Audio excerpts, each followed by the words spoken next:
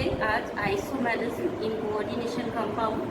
तो आइसोमर्स क्या होते हैं? Isomers are the two or more compounds that have the same chemical formula but different arrangement of atoms. Same chemical formula है लेकिन arrangement of atoms different है, तो उनको हम आइसोमर्स बोलते हैं। And they have different physical and chemical properties due to different arrangement of atoms. क्योंकि उनके एटम्स का अरेंजमेंट डिफरेंट होता है, इसलिए उनकी फिजिकल और केमिकल प्रॉपर्टीज भी डिफर होती हैं। जैसे आपने कल वर्नर्स के कोऑर्डिनेशन कॉम्प्लेक्स में देखा था कि दो सेम फार्मूला के कंपाउंड थे, लेकिन एक वायलेट था और एक ग्रीन था, ठीक है ना, जो वर्नर ने बनाया।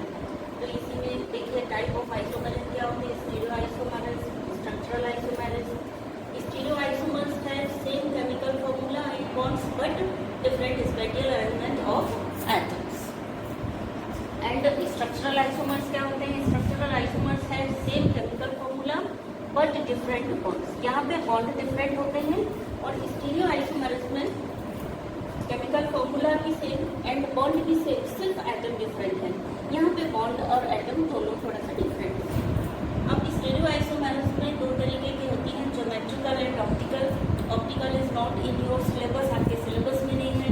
ज्योमेट्रिकल दो तरीके के कोऑर्डिनेशन कंपाउंड में पाई जाती है। देखिए ज्योमेट्रिकल इन द कंपाउंड्स की कोऑर्डिनेशन नंबर 6 में एंड इन द कंपाउंड की कोऑर्डिनेशन नंबर 4 में। इनके बारे में हम लोग डिटेल में अभी बाद में डिस्कस करेंगे, फिलहाल इनका सिर्फ इंट्रोडक्शन आपको बता रहे हैं। तो कोऑर्डिनेशन नंबर 4 वाले दो तरीके के कंपाउंड होते हैं, या तो वो स्क्वायर प्लेनर होंगे या फिर टेट्राहेड्रल होंगे। स्क्वायर प्लेनर का मतलब हुआ किस तरीके के होंगे? ये शेप में होंगे, इस शेप में, इस शेप में, स्क्वायर प्लेनर शेप, ठीक है। तो इस शेप में अगर वो होंगे स्क्वायर प्लेनर में, तो वो कोऑर्डिनेशन इस ज्योमेट्रिकल आइसोमर्स शो करेंगे। लेकिन अगर वो इस शेप में होंगे, टेट्राहेड्रल शेप में होंगे, तो ये ज्योमेट्रिकल आइसोमर्स में शो नहीं करेंगे। क्यों नहीं करेंगे? समझिए आप मेरी बात को। क्योंकि ज्योमेट्रिकल आइसोमर्स दो तरीके के होते हैं, सिस एंड ट्रांस। सिस वो होते हैं जिनमें दो सिमिलर बॉन्ड बिल्कुल आजू बाजू हो, एकदम एडजसेंट हो, उनको हम सिस बोलते हैं। लेकिन जो सिमिलर बॉन्ड है वो एक दूसरे के अपोजिट हो तो वो ट्रांस बोलते हैं। तो जो टेट्राहेड्रल शेप ऐसा रहता है। टेट्राहेड्रल में क्या है? सारे बॉन्ड, ये बॉन्ड इसका एडजसेंट, ये इसका एडजसेंट, सारे बॉन्ड एडजसेंट पोजीशन में ही होते हैं। यहाँ पे कोई अपोजिट पोजीशन में नहीं होता है। इसीलिए टेट्राहेड्रल में ये वाली जो आइसोमर्स में कौन सी ज्योमेट्रिकल आइसोमर्स नहीं पाई जाती, क्योंकि यहाँ ट्रांस की कोई पॉसिबिलिटी नहीं, केवल सिस है बस। ट्रांस नहीं है क्योंकि सारे bond are identical and adjacent होते हैं। भले एटम्स डिफरेंट होंगे तो बॉन्ड डिफरेंट भले हो, लेकिन वो एडजसेंट होंगे। ट्रांस पोजीशन में यहाँ पे कोई ऑप्शन नहीं है ट्रांस का। वहीं पे अगर स्क्वायर प्लेनर ज्योमेट्री है तो स्क्वायर प्लेनर ज्योमेट्री में देखिए इस तरह से हो सकता है, दो सिमिलर बॉन्ड यानी दो एटम जो सेम एटम हैं वो एडजसेंट हैं, वो कंडीशन कहलाएगी सिस। और अगर दो सेम बॉन्ड एडजसेंट नहीं हैं, अपोजिट डायरेक्शन में है, फॉर एग्जांपल जैसे ये यहाँ पर क्या है, देखिए ये बॉन्ड अपोजिट डायरेक्शन में हो गए, तो ये वाला आइसोमर कैसा हो गया? ये ट्रांस हो गया, ठीक है। और ये वाला आइसोमर कैसा हो गया? ये सिस हो गया, क्योंकि सेम बॉन्ड एक दूसरे के जस्ट बाजू में है, एडजसेंट है। तो इस तरह से स्क्वायर प्लेनर में ज्योमेट्रिकल आइसोमर्स पॉसिबल है, लेकिन टेट्राहेड्रल में पॉसिबल नहीं है, बिकॉज ऑल बॉन्ड्स आर, यहाँ पे tetrahedral do not show geometrical isomers. ये A+ ग्रेड का क्वेश्चन हो गया। तो इसका कारण क्या है? टेट्राहेड्रल क्यों ज्योमेट्रिकल आइसोमर्स शो नहीं करते हैं? Because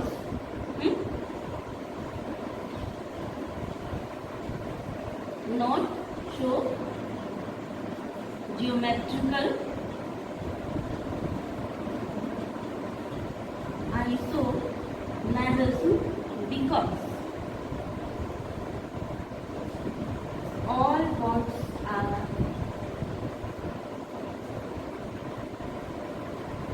adjacent to each other. So only this is possible and trans isomer not isomer not found, इसीलिए टेट्राहेड्रल में ज्योमेट्रिकल आइसोमेरिज्म नहीं। 1 मार्क के लिए बहुत इंपॉर्टेंट क्वेश्चन है और स्क्वायर प्लेनर वाले दे सकते हैं। जैसे कि मैंने बताया कि अपोजिट बॉन्ड होंगे तो ये अभी एडजेसेंट बॉन्ड है तो ये सिस हो गया, और इसी में अगर अपोजिट बॉन्ड होंगे इस तरह से तो ये ट्रांस हो गया।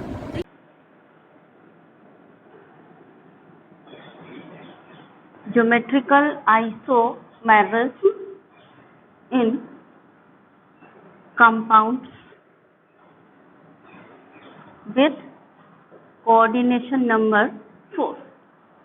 ठीक है, तो कोऑर्डिनेशन नंबर 4 वालों में ज्योमेट्रिकल आइसोमेरिज्म होती है।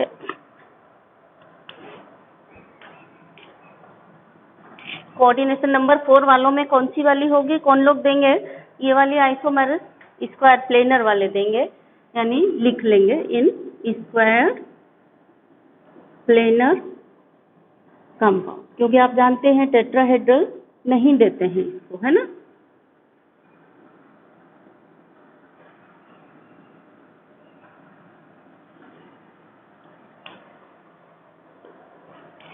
तो चलिए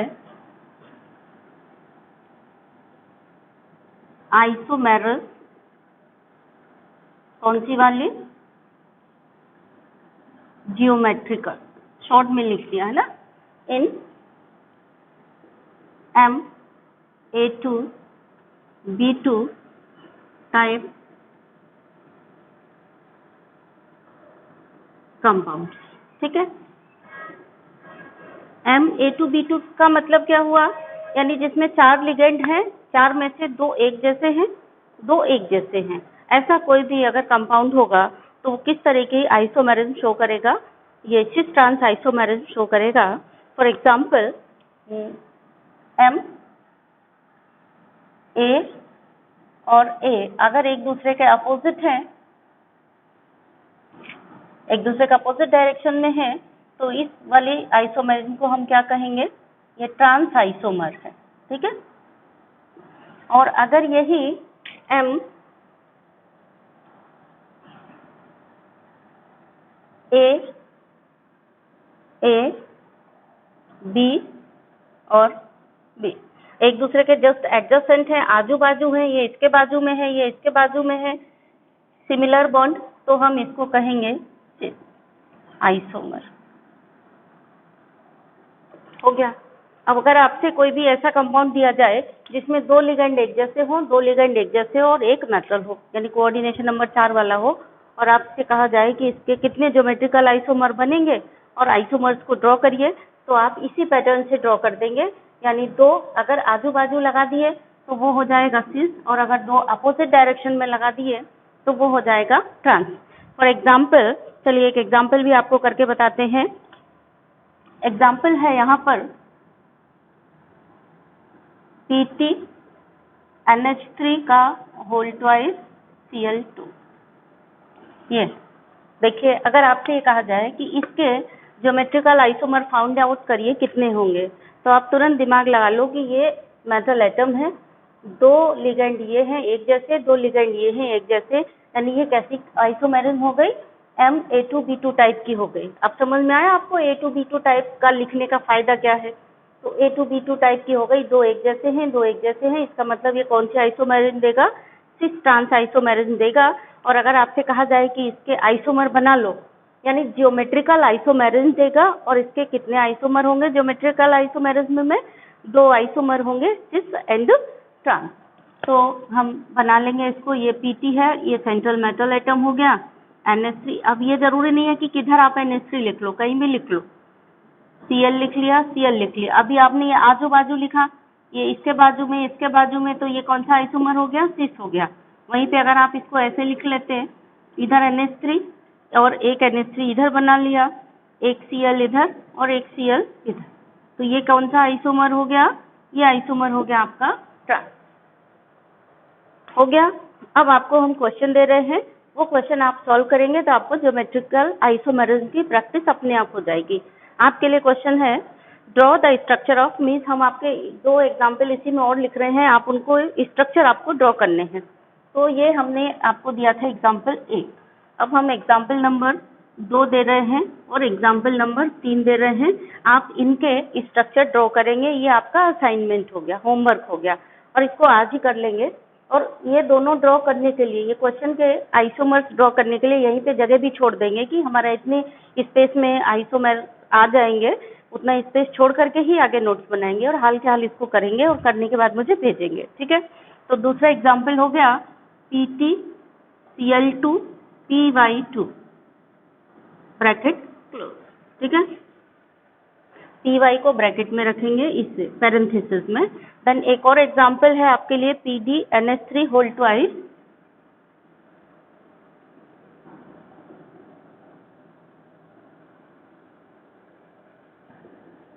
NO2 होल ट्वाइस, इसके भी आप आइसोमर बनाएंगे, ठीक है। यहाँ पर ये याद रखिए A और B क्या है, नोट करके लिख लीजिए। ये लिखा ना A2B2 टाइप, तो यहाँ पर लिखिए कि here A and B are unidentate ligand। यहाँ पे A और B ये क्या है, ये unidentate ligand है। बहुत सिंपल है आइसोमेरिज्म। देन दूसरा देखिए, इसको मैं मिटा रही हूँ।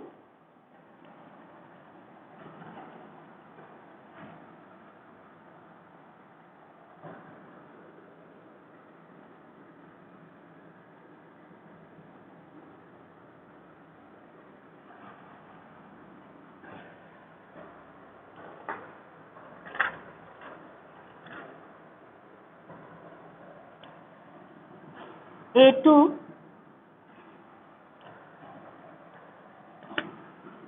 BC टाइप कंपाउंड, यानी coordination isomerism in square planar isomerism in square planar compounds जो किस तरीके के हैं, A2 BC टाइप है, ठीक है।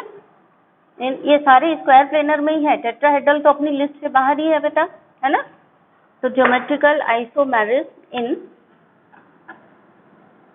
Square planar compounds A2BC type. A2BC type का मतलब क्या हुआ, A2 मतलब दो सेम लिगेंड एक जैसे हैं और B और C अलग हैं, यानी ABC यहाँ पर क्या है, लिख लीजिए A, B and C are unidentate ligand। यहाँ पे दो पोजीशन पॉसिबल है, A एडजेसेंट है तो सिस और A अपोजिट है तो ट्रांस। तो बना लीजिए इसको। तो A2BC को बनाइए। A2BC आइसोमर होगा तो कैसा बनाएंगे, मेटल M ये हो गई, यहाँ पे A हो गया, ये A हो गया, ये B हो गया और ये B हो गया। A और A एडजेसेंट है तो ये कैसा आइसोमर हो गया, सिस हो गया। क्यों हो गया सिस, अगर नहीं पता है तो आप इसका कारण भी लिख दो। Since A and A are कहाँ है, एडजेसेंट। दोनों A अगर एडजेसेंट है तो ये सिस हो गया। अगर हमें इसका ट्रांस बनाना है तो हम क्या करेंगे, A को अपोजिट डायरेक्शन में ले जाएंगे, M A A और यहाँ पर क्या था हमारा, B था, C। ये यहाँ देखिए, थोड़ा करेक्ट करिए, हमने C नहीं बनाया, यहाँ पे B2 बना दिए, तो यहाँ पर आप बनाइए C, ठीक है। अब हमने C की जगह A को कर दिया और A की जगह C को कर दिया। ये वाला आइसोमर कैसा हो गया, ये आइसोमर हो गया ट्रांस, ठीक। अब आपके लिए हम एक क्वेश्चन ले रहे हैं, इसमें भी इसके भी आपको आइसोमर ड्रॉ करने हैं, तो आपको प्रैक्टिस भी हो जाएगी। तो क्वेश्चन है नेक्स्ट, इसका एग्जाम्पल, इसके एग्जाम्पल कई आपको बनाने हैं। इसका एग्जाम्पल है PTNH3Cl PY2, PTNH3Cl PY का 2 ऐसे है। इसका आपको आइसोमर बनाना है। ये एग्जाम्पल नंबर 2 हो गया। देन सॉरी, एग्जाम्पल नंबर 2 में है PTNH3H2O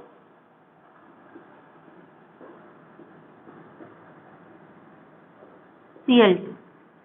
इसका भी आपको आइसोमर ड्रॉ करना है यहाँ पर, ठीक है। ये आपका टास्क हो गया, असाइनमेंट टास्क आपको आज ही भेजना है। देन थर्ड टाइप का हो गया इन MABCD टाइप। तो चलिए, geometrical isomerism in square planar compounds of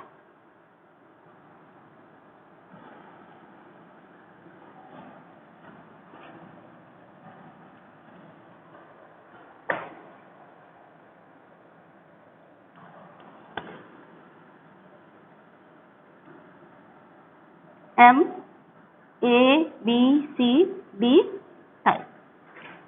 समझ में आ गया होगा। ABCD क्या है? Here ABC and D are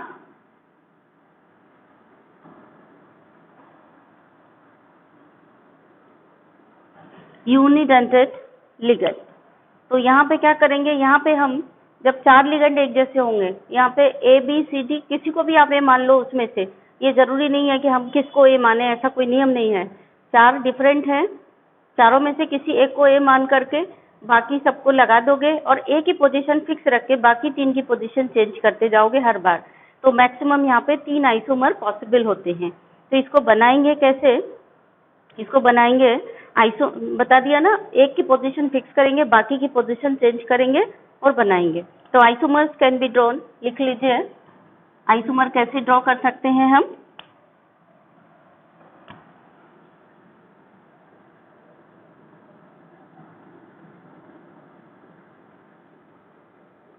Isomers can be drawn by fixing the position of one ligand.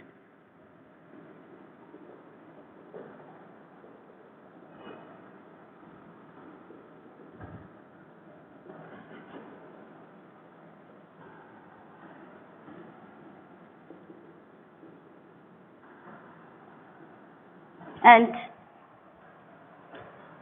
placing the transposition any one. Placing at transposition any one। जो बचे हुए 3 हैं उनमें से किसी एक को भी हम ट्रांसपोजिशन में रखेंगे। Remaining ligands 1 by 1।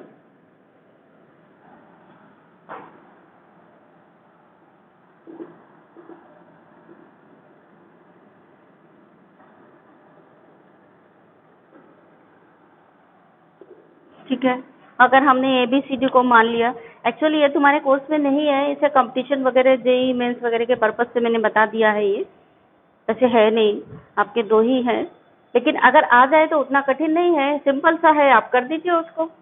मतलब पहचानेंगे कैसे? बस एक मेटल हो और 4 लिगेंड जुड़े हों और चारों अलग अलग हो, तो इसका मतलब वो कैसा हो गया? MABCD टाइप हो गया, मतलब चारों अलग अलग है। M यहाँ पे हमने A को रखा, इधर B को रख दिया, इधर C को रख दिया और इधर D को रख दिया।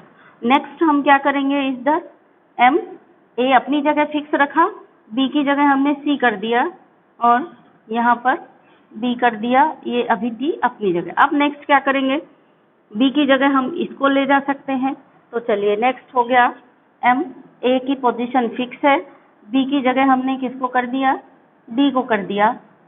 और नहीं, यहाँ पे अपोजिट पोजीशन बदलेंगे।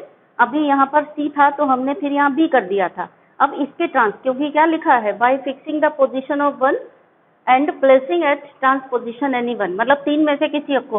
तो यहाँ पे ट्रांस में C आ गया, यहाँ पे ट्रांस में B आ गया, अब ट्रांस में कौन बचा? D बचा। तो अब हम D की पोजीशन इधर लाएंगे, तो D को हम इसके ट्रांस में यहाँ रखेंगे और यहाँ पे C और यहाँ पर B। ठीक है, तो ये आइसोमर्स इसके पॉसिबल हो गए। इस तरह से हम बनाएंगे।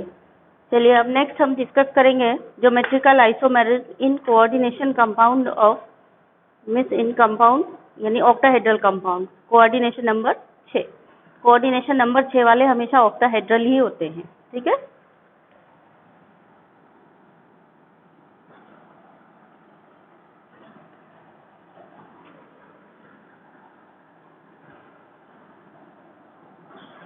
तो अभी हमने ये स्क्वायर प्लेनर यहाँ से हटा दिया। ठीक,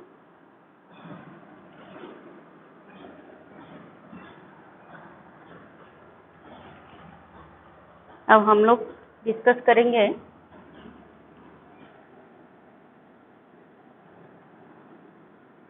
geometrical isomers in the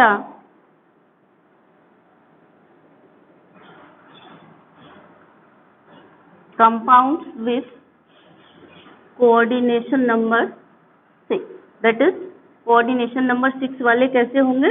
octahedral compounds, ठीक है। कोऑर्डिनेशन नंबर 6 वाले में भी 3 तरीके के होते हैं। सबसे पहले हम चलते हैं कंपाउंड MA2 BB2 टाइप। यहाँ पर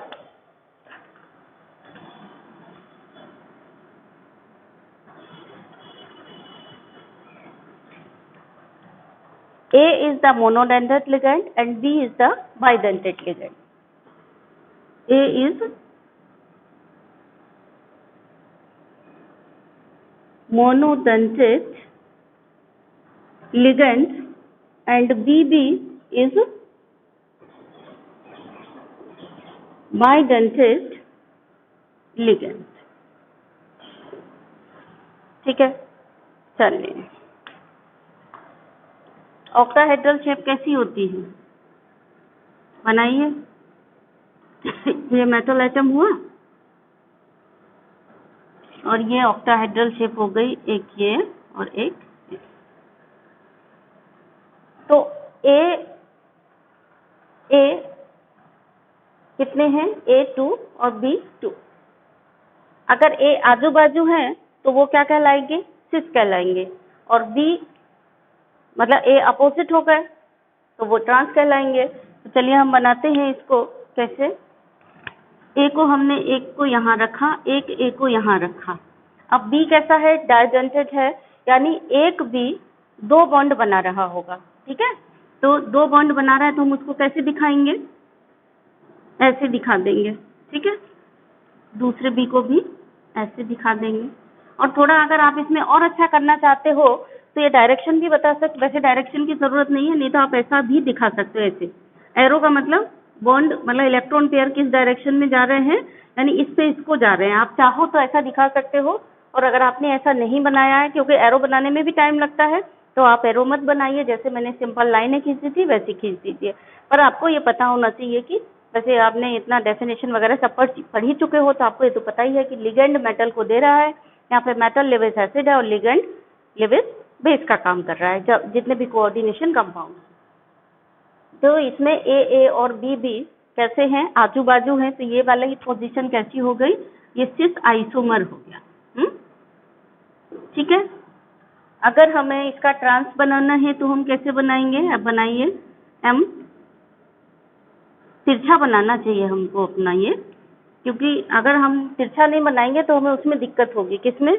ज्योमेट्रिकल आइसोमर वो वाले बनाने में दिक्कत होगी। थोड़ा मीन्स ऑप्टिकल आइसोमेरस समझने में आपको दिक्कत जाएगी। मतलब इसको कैसे बनाएंगे? आप इस तरह से बनाइए।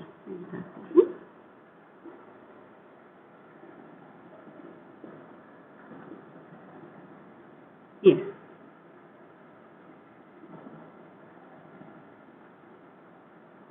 यानी जो क्रॉस है वो आपका तिरछा बनेगा, तो आपको ऑप्टिकल आइसोमेरस समझने में दिक्कत नहीं जाएगी।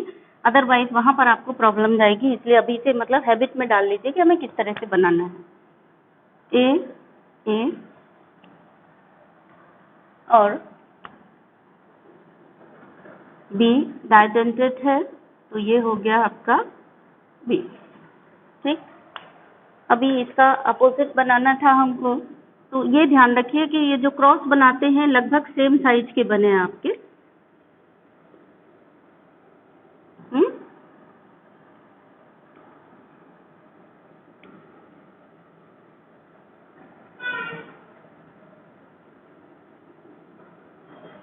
ठीक है।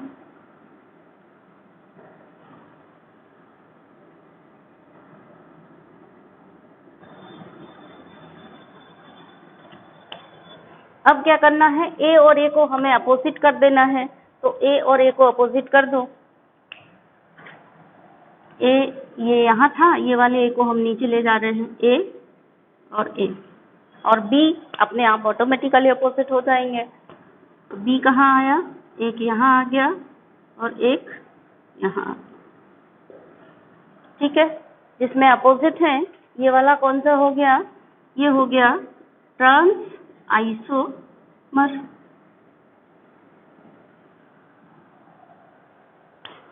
तो देखिए इनके एग्जाम्पल, और इन एग्जाम्पल्स के आप आइसोमर ड्रॉ करेंगे। मैं आपको एग्जाम्पल बता रही हूँ। एग्जाम्पल है इसका,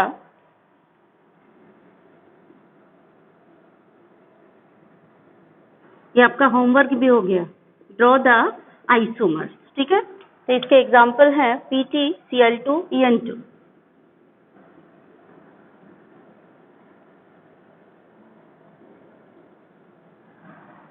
देन KCr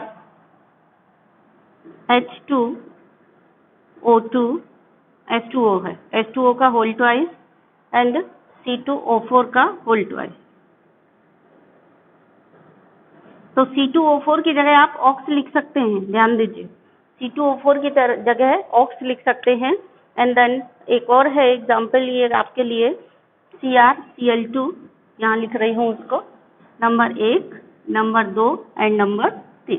हो सकता है नीचे करना दिखे इसलिए लिख रही हूँ, CrCl2 ऑक्स मतलब ऑक्सलेट होल ट्वाइस।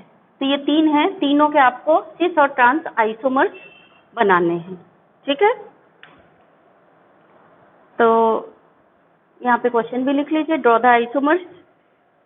अब ये भी बना लोगे आप, ये भी बना लोगे, थोड़ा सा ये डिफरेंट है। देखिए आप ध्यान से, आपने यहाँ मेटल एटम पढ़ा है, यहाँ पे ये लिगेंड है, ये लिगेंड है, पोटेशियम एक अलग से बाहर आ गया। तो बच्चे यहाँ कंफ्यूज हो जाते हैं कि ये आइसोमर कैसे बनेगा। आइसोमर्स जब आप बना रहे हैं तो आपने क्या ध्यान दिया है, ये तो शेप बना रहे हैं वो किसकी है, जो पॉलीहेड्रा की शेप बनती है। आपने बर्नर की कोऑर्डिनेशन थ्योरम पढ़ी है, तो पॉलीहेड्रा इसमें क्या है, पॉलीहेड्रा ये है, तो आप शेप किसकी बनाओगे, सिर्फ इसकी बनाओगे। ये जो आयन बाहर है इसकी शेप नहीं बनाओगे। यानी अभी आपको ये कंपाउंड का शेप बनाना है तो आप इस तरह से शेप बनाइए, और इसको इस पे, क्योंकि इस पे चार्ज आएगा कुछ ना कुछ, इस पे क्या चार्ज आएगा, के को बाहर करोगे तो यहाँ पर कौन सा चार्ज आ जाएगा, माइनस चार्ज आ जाएगा के को हटा के। तो आप के को हटा के इस पे इस तरह से ड्रॉ करिए, और ड्रॉ करके स्फीयर ब्रैकेट में बंद करके दोनों आइसोमर्स के ऊपर माइनस का चार्ज लगाइए। समझ गए होंगे। अगर नहीं समझे मिस, ऐसा भी कर सकते हो कि इसको हटा करके माइनस चार्ज लगा करके बना दो, या फिर ये कर सकते हो कि ये पॉलीहेड्रा का इस तरह से शेप बनाया आपने और के को बाहर रख दो, स्फीयर ब्रैकेट के बाहर के रख दो, ये भी कर सकते हो। इस तरह से इसको ड्रॉ करेंगे, आपकी मर्जी है तो के को हटा करके ये माइनस चार्ज लगा करके ड्रॉ करें। अगर आपकी मर्जी नहीं है तो आप के भी लगा रहने दें, अंदर पॉलीहेड्रा को केवल ड्रॉ कर देंगे ऐसे सिस और ट्रांस में, और के बाहर लगा रहेगा। ठीक है, वैसे ज्यादातर करते यही है कि के हटा देते हैं और माइनस चार्ज लगा देते हैं स्फीयर ब्रैकेट पे, और पॉलीहेड्रा का सिस और ट्रांस शेप बना देते हैं। ठीक है, अब आते हैं MA4B2 टाइप कंपाउंड्स अगर होंगे तो, यानी coordination isomerism in compounds A4B2 type. अभी देखने से आपको समझ आ गया होगा A4B2 टाइप का मतलब यहाँ क्या है कि A भी मोनोडेंटेट लिगेंड है एंड B भी मोनोडेंटेट लिगेंड।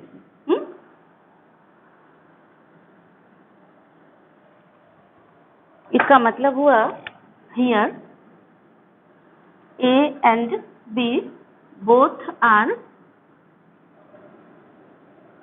monodentate ligand.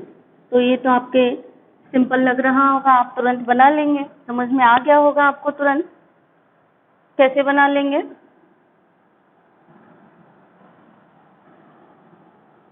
पहले एक तिरछा स्क्वायर बनाना है, कैसा, इस तरह से पहला एक स्क्वायर बनाना है तिरछा, और फिर उसमें ये बना देना है, और फिर लगा देना है ए ए ए ए और बी बी। ये बन गया क्या, कौन सा वाला हो गया, ये सेम एक साइड है, सेम एक साइड है, तो इस चीज हो गया, मतलब आजू बाजू है, साइड से मतलब नहीं है, यहाँ आजू बाजू से मतलब है, एडजेसेंट से मतलब है। तो एडजेसेंट है, इसका मतलब ये कौन सा बन गया आपका, सिस बन गया। अब हमें इसका ट्रांस बनाना है, तो ट्रांस कैसे बनाएंगे, फिर से वैसे ही बनाइए, कैसे बनाया था क्रॉस।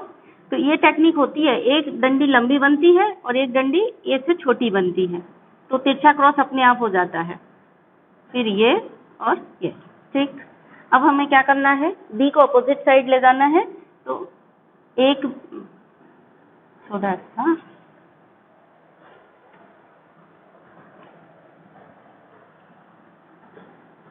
बी को अपोजिट ले जाना है, तो हम बी को ऐसा लिख दें, या कहीं भी लिख सकते हैं, कहीं भी अपोजिट लिख दें हम, ए ए ए ए, ठीक है। अब आपने देखा हमने बी यहाँ लिख दिया, आपकी इच्छा हो रही होगी कि हम यहाँ लिख दें, अगर आपकी इच्छा हो रही है यहाँ लिख दें तो आप यहाँ लिख दो।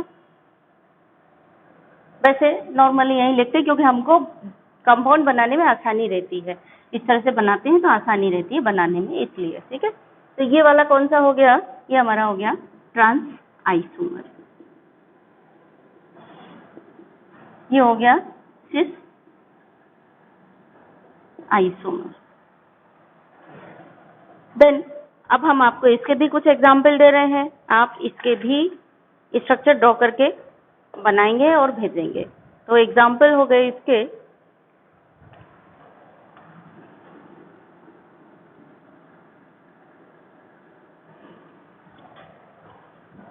CONH3 होल 4 Cl2,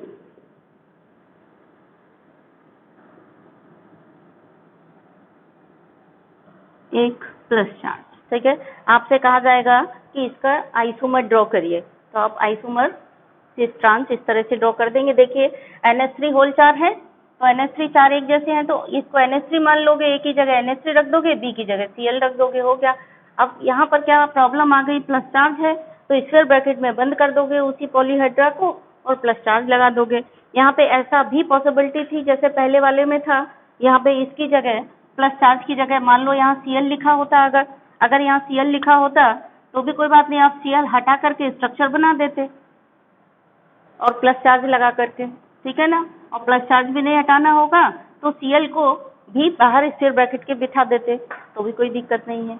आपको समझ आना चाहिए कि हाँ इस तरह से हम कोऑर्डिनेशन आइसोमर बना सकते हैं, मीन्स ज्योमेट्रिकल आइसोमर्स बना सकते हैं। कोऑर्डिनेशन आइसोमर आर डिफरेंट, इस तरह से हम ज्योमेट्रिकल आइसोमर्स बना सकते हैं। बेसिक डिफरेंस आपको पता होना चाहिए, ठीक है।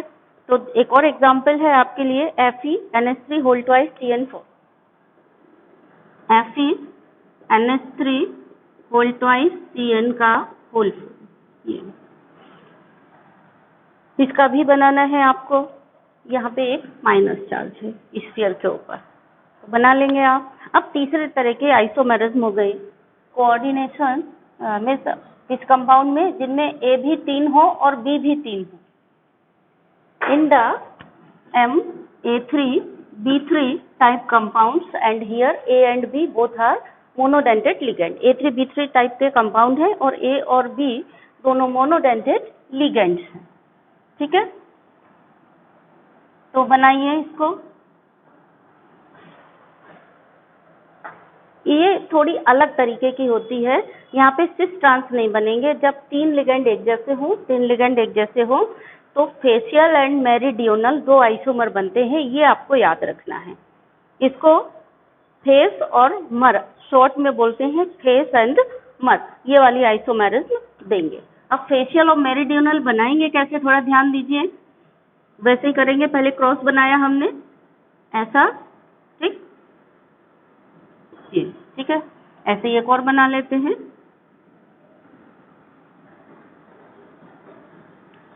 बस कोशिश ये करिए कि ये दोनों बराबर के हों। तो फेशियल A3 है, तो ये ध्यान रखो A3 अगर ये A इस तरह से लगे हैं और B इस तरह से लगे हैं तो ये कहलाएगा फेशियल, और शॉर्ट में इसको कहेंगे फेस आइसोमर, ठीक, FAC। और अगर हमने ये थोड़ा डिफरेंट कलर से बना देते हैं हम लोग इसको, थोड़ा ध्यान रहेगा।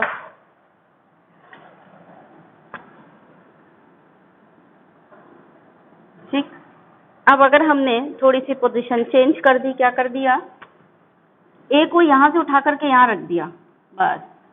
हाँ, यहाँ तो पहले से है ही है, ए और ए, ये वाले ए को हम यहाँ ले गए और यहाँ से बी वाले को यहाँ ले आए, ये बी को इधर कर दिया, ए को इधर कर दिया, ये इसका नाम हो गया मेरीडियोनल। ठीक है,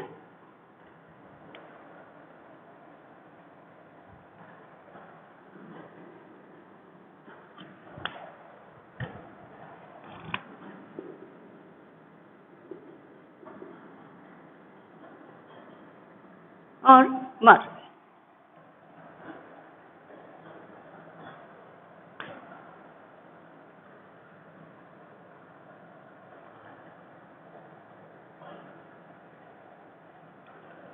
अब देखिए इनको याद कैसे रखोगे आप, याद रखने का तरीका क्या है, ऐसे ध्यान रखो कि आप यहाँ सामने से देख रहे हो, सामने से देखने पर आपको ये कॉम्प्लेक्स है, ये कॉम्प्लेक्स का ये चेहरा दिख रहा है, ये इसका फेस मान लो कि ये फेस है, इधर से देख रहे हो तो यहाँ से देखने पे इसका फेस दिख रहा है, यानी फेस पे तीनों एक जैसे हैं अगर प्रेजेंट तो हम उसको फेशियल कहेंगे।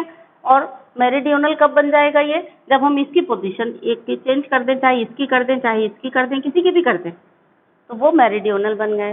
ये जरूरी नहीं कि आप ये यहीं से ए हटा करके यहाँ पे कर दिया और बी यहाँ कर दिया, आप यहाँ का ए हटा के क्या कर सकते थे, ये वाला ए हटा करके कहीं का भी ए हटा करके कर सकते थे। बस यही देख लो ध्यान से, मुझे ऐसे ही याद है, मैं इधर से देखती हूँ इसको और याद आ जाता है कि इसका ये चेहरा है, सब तरफ एक जैसे लगे हुए हैं, यानी फेशियल हो गया, और यहाँ पे एक डिफरेंट कर दिया तो ये कैसा हो गया, मेरिडियोनल, यानी मर हो गया, फेस मर। अब इसके लिए भी हम आपको एग्जाम्पल दे रहे हैं, तो आप इनके स्ट्रक्चर्स ड्रॉ करके हमें बताएंगे। ठीक है, तो एग्जाम्पल है हमारे पास, लिखिए, नोट करिए। कहाँ लिखूं, नीचे दिखेगा आपको, यहाँ लिखती हूँ, चलो ठीक है। इनके स्ट्रक्चर आपको आज ही ड्रॉ करने हैं, नहीं तो फिर भूल जाएंगे आप, फिर कहेंगे कि हमें ये आइसोमेरिन समझ में नहीं आई है। तो CONH3 का होल थ्राइन एंड NO2 का होल थ्राइन। देन नेक्स्ट है RHCl3PY3।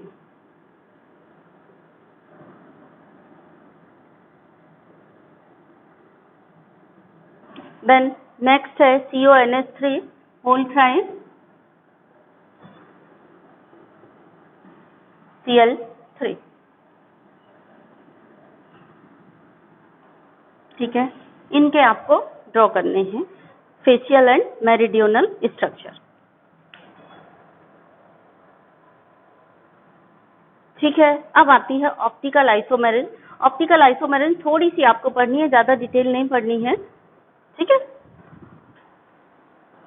अच्छा इसमें एक चीज नोट लगा लीजिए, चलिए नोट लगाइए, इसको मिटा देती हूँ है।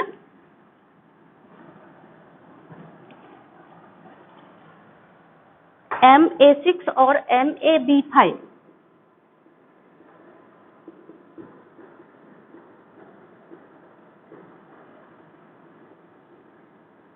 यानी 6 के 6 लिगेंड अगर एक जैसे हो, या फिर 5 लिगेंड मोनोडेंटेट एक जैसे हो और एक मोनोडेंटेट लिगेंड अलग हो, और यही पॉसिबिलिटी बनती है, बाकी 4 एक जैसे, 2 एक जैसे तो आप देख ही चुके हैं।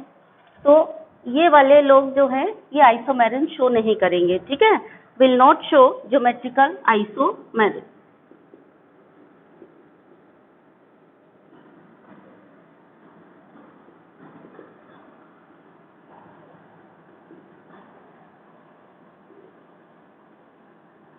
and octahedral complex of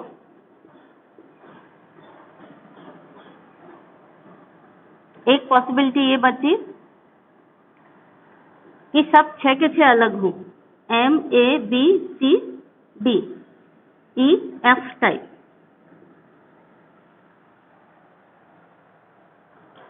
will give 15 isomer, will give 15 isomer। तो बना करके देखिएगा, ये 15 बना रहे नहीं बना रहे, हालांकि ये आपके कोर्स में नहीं था, इनमें से एक भी चीज आपके कोर्स में नहीं है, लेकिन जेई पॉइंट ऑफ व्यू वगैरह से, मेंस के पॉइंट ऑफ व्यू से मैंने आपको इतना सा बता दिया। अब चलिए हम लोग आते हैं ऑप्टिकल आइसोमेरिस।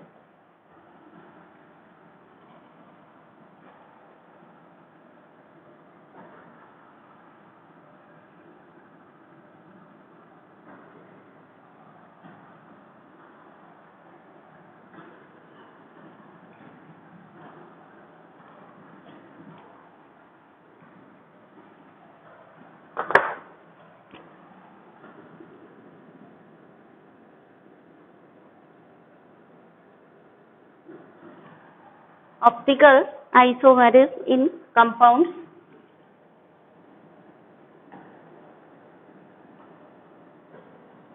with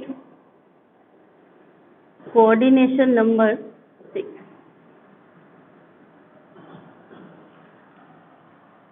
तो बच्चों पहले आपको ये पता होना चाहिए ऑप्टिकल आइसोमर्स होते क्या हैं।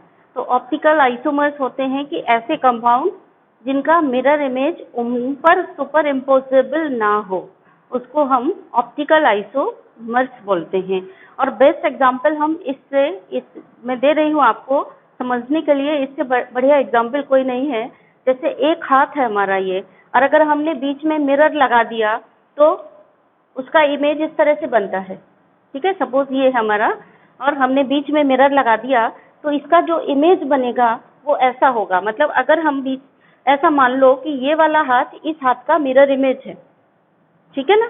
ये ओरिजिनल कंपाउंड है, मान लिया इसको कि ये कंपाउंड ओरिजिनल है और ये मिरर इमेज है, बीच में हमने मिरर लगा दिया, ठीक है। तो ऐसा कंपाउंड जिसकी मिरर इमेज उस पर सुपर इम्पोजेबल ना हो। अब सुपर इम्पोजेबल मतलब सेम टू सेम, जैसे ए के ऊपर ए, दो ए हम रखेंगे तो ए और ए सुपर इम्पोजेबल हो जाएंगे, है ना। ओ के ऊपर ओ रखेंगे तो दो ओ मिलाएंगे, एक के ऊपर एक रखेंगे तो सुपर इम्पोज हो जाएंगे। मतलब अभी आपके दिमाग में तुरंत आया होगा कि ये देखो सुपर इम्पोज हो गए। नो, ये इधर है ना पाम, तो इसका भी पाम इधर होना चाहिए, और फिर ऐसे रख करके देखो ये सुपर इम्पोज नहीं हो रहे हैं। देखो नहीं हो रहा है ना, दो मिरर इमेज, ये ओरिजिनल कंपाउंड, ये इसका मिरर इमेज था, इसका मुंह इधर है, फेस, इसको भी मान लो फेस इधर है। अभी इसको ऐसे रखेंगे तो ये सुपर इम्पोज नहीं हो रहे हैं। इसका मतलब क्या हुआ कि ये वाला कंपाउंड इस कंपाउंड का ऑप्टिकल आइसोमर है। बेस्ट एग्जांपल है समझने के लिए ऑप्टिकल आइसोमेरिस, ठीक है ना। यानी कंपाउंड का mirror image is not superimposable. Means कैसे, ऐसे कंपाउंड का mirror image is not superimposable on the compound. The type of isomerism, वो दोनों क्या कहलाएंगे, एक दूसरे के आइसोमर कहलाएंगे। कौन से आइसोमर कहलाएंगे, इनैंशियोमर नाम हो जाएगा इनका।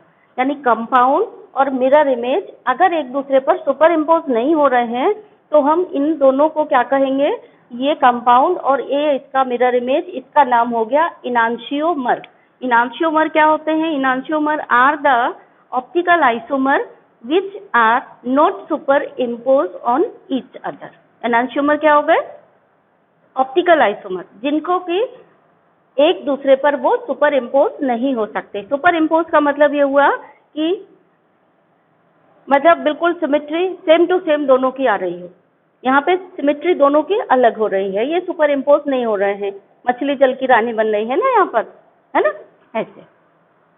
तो ये बेस्ट वे है ऑप्टिकल आइसोमेरिस समझने का। तो वही सब्सटेंस ऑप्टिकल आइसोमर देंगे जिनका मिरर इमेज सुपर इम्पोज ना हो रहा हो ओरिजिनल कंपाउंड पर, उसको ही हम ऑप्टिकल आइसोमर कहेंगे। और ऑप्टिकल आइसोमर्स को हम एक दूसरे नाम से पुकारते हैं, that second name is called as enantiomers. तो कुछ पॉइंट हैं उनको नोट कर लीजिए आप। चलिए, ऑप्टिकल आइसोमर्स क्या है।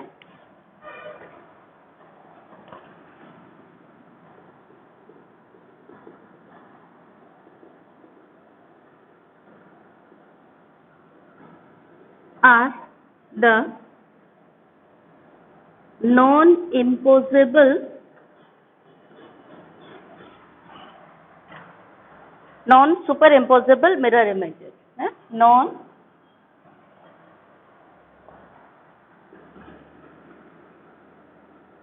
super imposable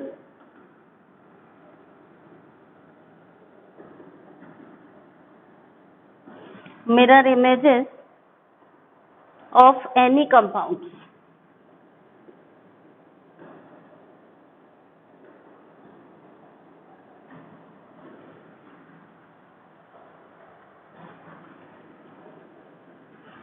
Non-superimposable mirror images of any compound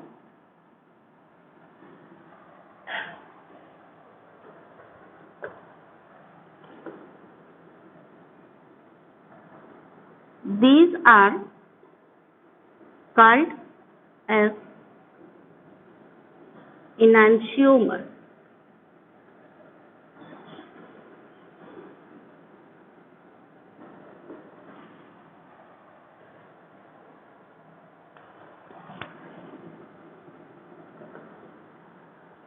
अब इसके बारे में कुछ और पॉइंट्स हैं, उनको भी नोट करिए. The molecule which show optical isomerism called as chiral.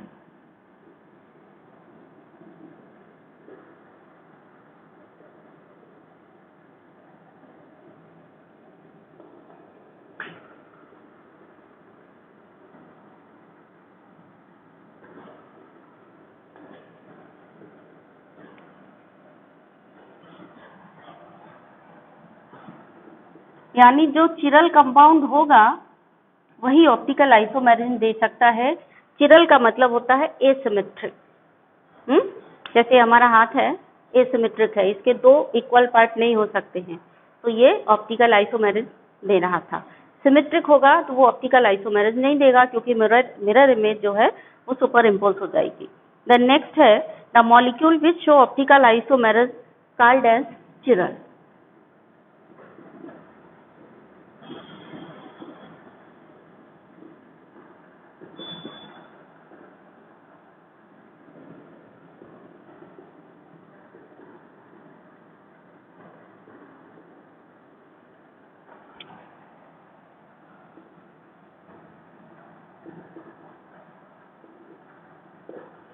Then next है the two forms of optical isomers are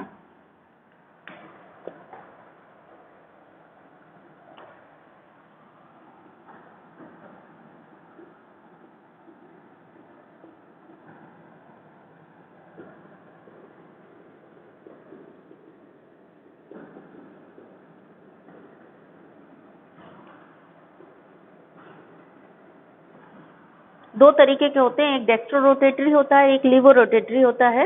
ये डेक्स्ट्रो और लेवो रोटेटरी क्या है? जो डेक्स्ट्रो रोटेटरी होता है उसको डी या प्लस साइन से डिनोट करते हैं, और ये जो प्लेन पोलराइज्ड लाइट इसके ऊपर में से अगर पड़ता है तो प्लेन पोलराइज्ड लाइट को क्लॉकवाइज घुमा देता है, और जो डेक्स्ट्रो लीवो रोटेटरी होते हैं वो क्या करते हैं? प्लेन पोलराइज्ड लाइट को एंटी क्लॉकवाइज घुमा देते हैं. ये है इनके आइसोमर. मतलब जो दो इनैंशियोमर होते हैं, एक को डेक्स्ट्रो रोटेटरी कहेंगे, एक को लीवो रोटेटरी कहेंगे. डेक्स्ट्रो रोटेटरी क्या करता है? क्लॉकवाइज, और लीवो रोटेटरी एंटी क्लॉकवाइज घुमा देता है. किसको? प्लेन पोलराइज्ड लाइट को. ठीक है. अब प्लेन पोलराइज्ड लाइट क्या होता है उसको हम अभी बाद में डिस्कस करेंगे, तो पहले ये वाली बात लिख दीजिए. Two forms of optical isomers are dextro rotatory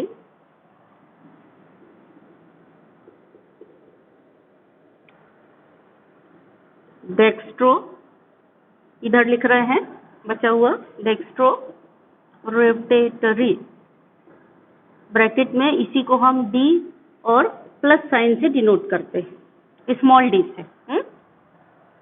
ठीक है. ये क्या करता है? Rotate the plane polarised light towards clockwise direction.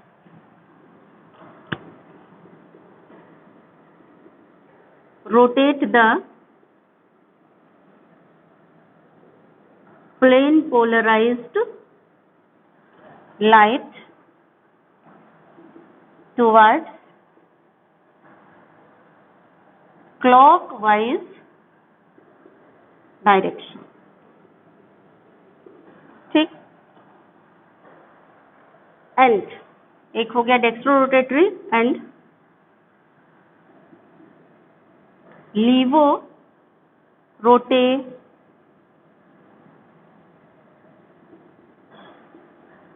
लीवो rotatory, यानी एल या इसी को हम माइनस साइन से डिनोट करते हैं. सब्सटेंस का नाम के नीचे एल या माइनस साइन लिखा हो या आगे एल या माइनस लिखा हो, इसका मतलब ये लीवो रोटेटरी आइसोमर है। ये क्या करता है? It rotate the plane polarised light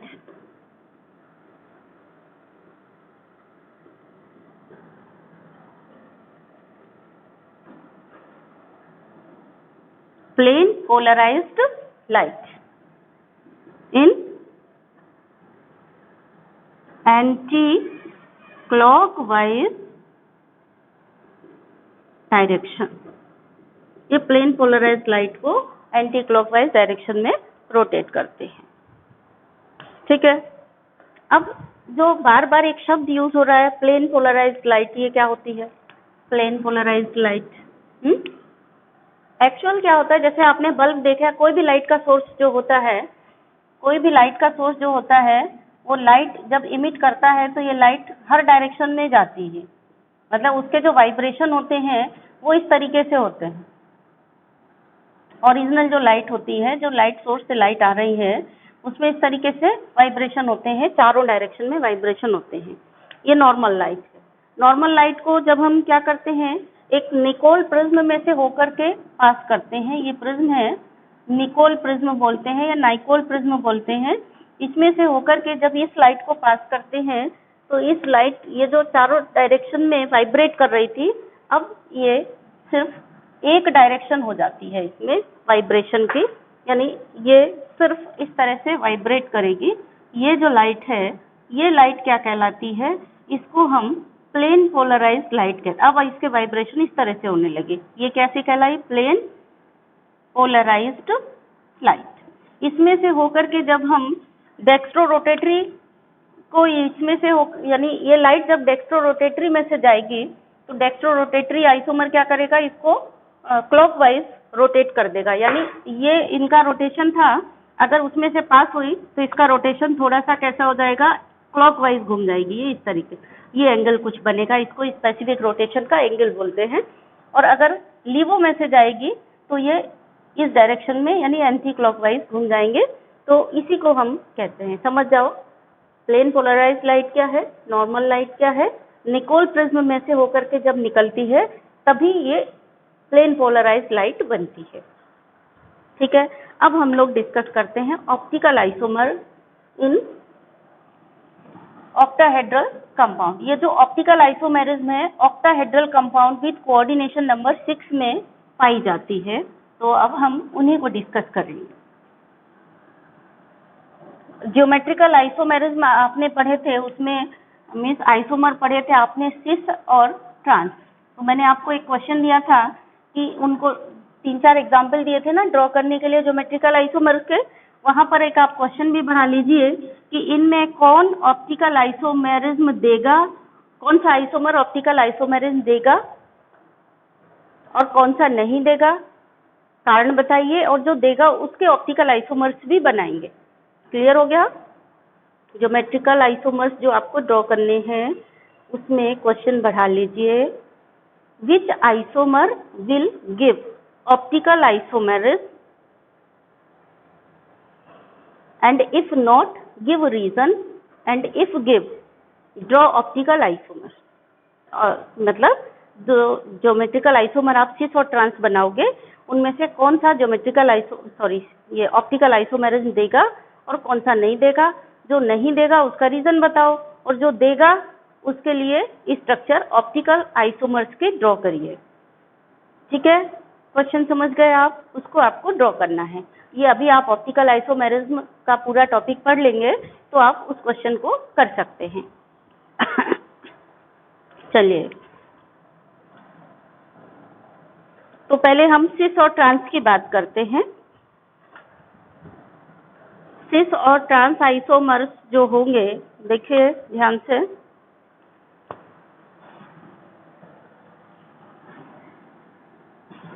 ये वाले आपने पढ़े थे जिसमें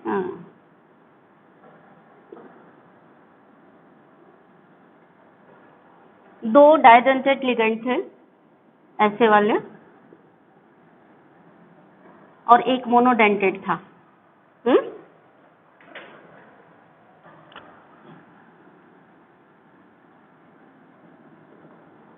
ए टू बी बी टाइप के, ये क्या बन गया, कौन सा वाला है ये, ट्रांस, है ना। और अगर सिस बनाएंगे हम इसको,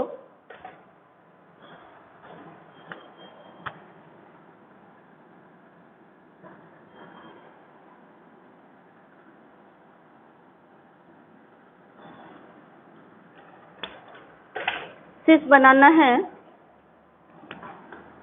ए ए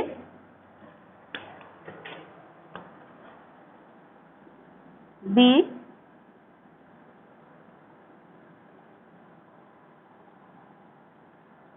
ठीक है। अब इन दोनों में कौन सा ऑप्टिकल आइसोमेरिज्म देगा, कौन सा नहीं देगा, आपको समझ में आ रहा होगा। नहीं समझ में आ रहा हो तो हम क्या करें, इनका मिरर इमेज बना लें। मान लिया हमने ये मिरर है, ठीक है, ये मिरर है। अब इसका मिरर इमेज जब बनाओगे तो कैसा बनेगा, जो भी बनेगा यहाँ पे इसका मिरर इमेज, और उसको ऐसे ही कागज में बना के देखना, कागज में ये बनाना, फिर ये बनाना, फिर इस कागज को उठा के इसके ऊपर ऐसे रखना, पलट करके नहीं रखना, फोल्ड करके नहीं रखना, कागज को कट करना और फिर कागज को उठा के इसके ऊपर रखना, तो आपको समझ में आ जाएगा ऑप्टिकल आइसोमर्स के लिए। तो आप इसके ऐसे ऑप्टिकल आइसोमर्स बनाइए और सुपर इम्पोज करके देखिए, ठीक है। आपने ये बनाया, इसका ये मिरर इमेज बनाया, ऐसा बन गया। अब इसको उठा करके इस तरह से रखना है, यहाँ बीच में से कागज कट करो, उठा के मॉलिक्यूल को ऐसा रखो, ऐसा नहीं रखना है, नहीं तो सुपर इम्पोज हो ही जाएगा। ऐसा उठा करके ऐसा रखना है, या फिर ऐसा 180 के एंगल पर घुमाना है, ऐसा है, ऐसा रखना है, या फिर 180 के एंगल पर घुमा के देखना है। अगर ऐसे में और ऐसे में सुपर इम्पोज नहीं हो रहा है, इसका मतलब वो ऑप्टिकल आइसोमर है। बेस्ट है आप कागज में बनाइए और बना करके प्रैक्टिकल करके देखिए, ठीक है। तो इसका जब बनाएंगे आप मिरर इमेज तो कुछ इस तरह से बनेगा, है ना, बराबर के साइज से बनाएंगे, छोटे बड़े नहीं बनाएंगे।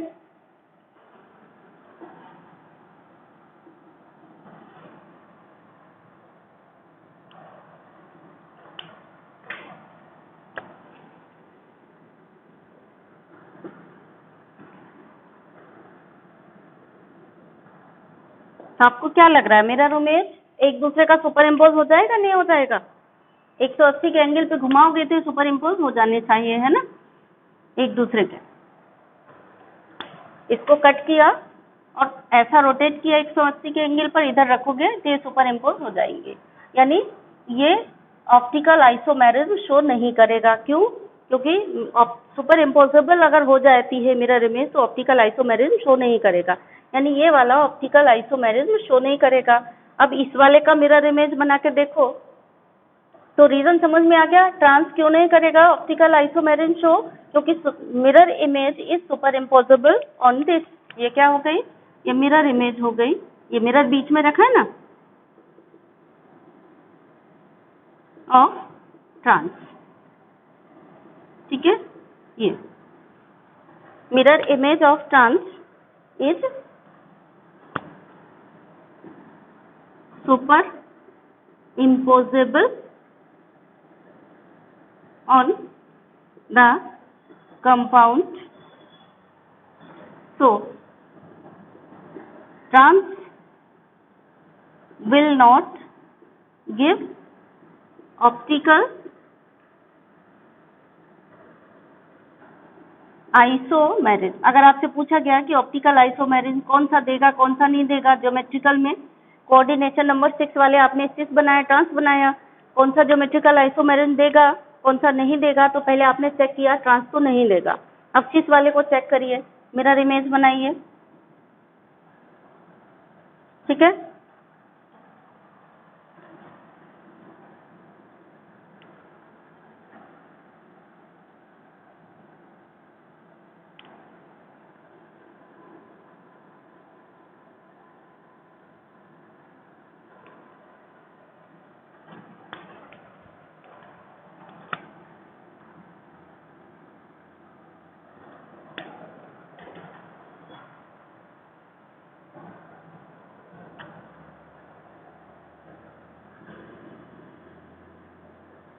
ये इधर आ जाएगा, है ना,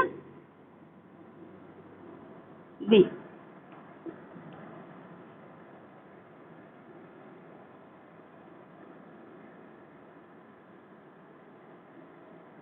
थोड़ा ध्यान देंगे आप, साइज एक जैसे बनाएंगे, लगभग लगभग बराबर के बनेंगे, छोटे बड़े नहीं बनेंगे, ये थोड़ा सा ध्यान देंगे। तो ये इसकी मिरर इमेज ये हो गई।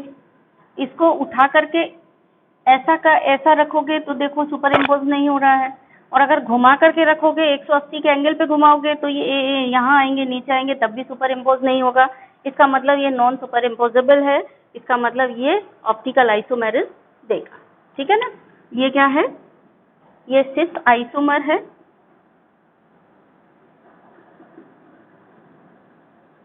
एंड ये है मिरर इमेज ऑफ सिस, ठीक है, और since it is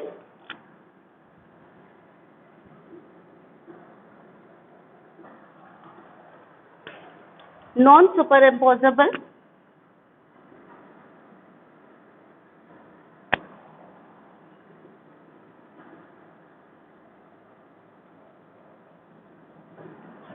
on the compound, so cis isomer will give optical isomerism। ठीक है बेटा, और अगर बाय चांस आपको नीचे का लाइन कट रहा हो तो मैं जो बोल रही हूँ उससे आप नोट करके नोट्स बना लीजिए। ठीक, एक बार और बोल देती हूँ, is non super imposable on the compound, so cis isomer will give optical isomerism. यहाँ पे mirror image of cis isomer ये है। ठीक, तो ये हो गया। अब अगर compound MA3 sorry B3 type का ही है, B3 टाइप का मतलब उसमें 3 डाइडेंटेड लिगेंड है, तब भी वो ऑप्टिकल आइसोमेरिज्म देगा। ठीक है, वो कैसे बनाएंगे वो आइसोमर, चलिए इसके एग्जाम्पल,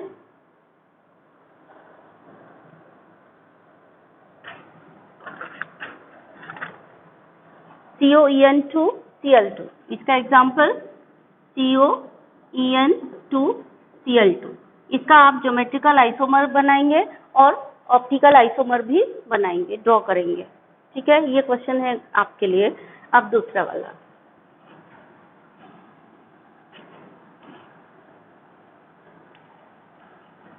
जिसमें 3 डाइडेंटेड लिगेंड हो, वो भी ऑप्टिकल आइसोमेरिज्म शो करेगा। तो 3 डाइडेंटेड लिगेंड वाले में फिगर में कई बच्चे कंफ्यूज हो जाते हैं, अगर सीधा सीधा स्क्वायर बना लेंगे तो आप कंफ्यूज हो जाओगे। इसीलिए मैंने आपको कहा था कि ये जो स्क्वायर बनाते हैं वो तिरछा बनाते हैं, ये इसी को डिफरेंशिएट करने के लिए मैंने आपको बताया था। तो ऑप्टिकल आइसोमेरिज्म दूसरे कंपाउंड में इन MB3 का होल थ्राइस कंपाउंड, BB का होल थ्राइस मतलब क्या हुआ, जो B है ये डाइडेंटेड लिगेंड है, हियर B इज डाइडेंटेड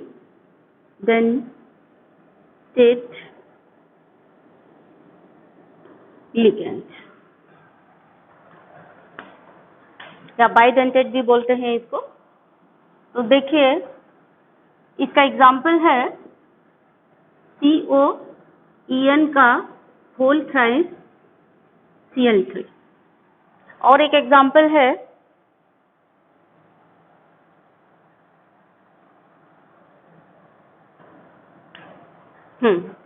तो इसका आपको बनाना है, या तो ऐसा लिखा होगा, अगर Cl3 नहीं लगाएंगे तो ऐसा भी लिखा हो सकता है।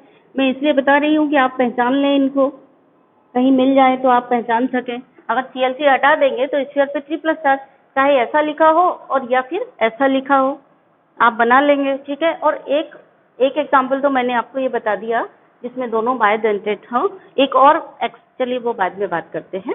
ठीक है, अभी इसका बनाना है हमको, तो बनाइए।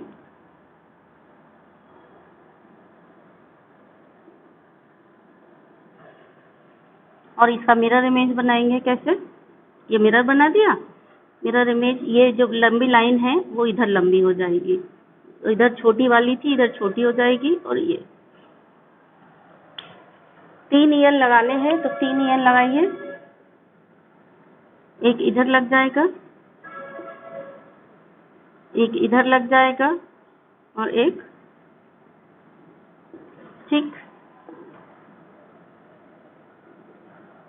कागज में बना के देखना और सेम नाप के काटना, एकदम नाप तोल के, तब समझ में आएगी।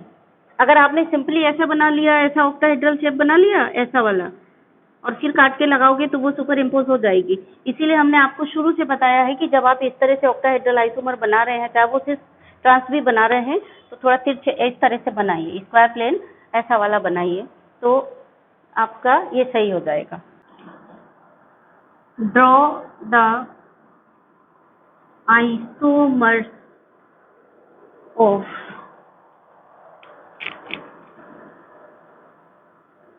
COEN होल थ्राइस Cl3, या हम सिर्फ ऐसे लिखें COEN होल थ्राइस 3+ चार्ज, एक ही बात है, ठीक है। दूसरा COOH होल थ्राइस Br3, या COOH whole thrice 3+ charge, sorry 3- charge, और यहाँ पर होगा Br3 नहीं होगा, K3 होगा। इनके आइसोमर्स आपको ड्रॉ करने हैं, दिमाग लगा के सोचना है कौन सा आइसोमर कैसे बनेगा, और बनाना है आपको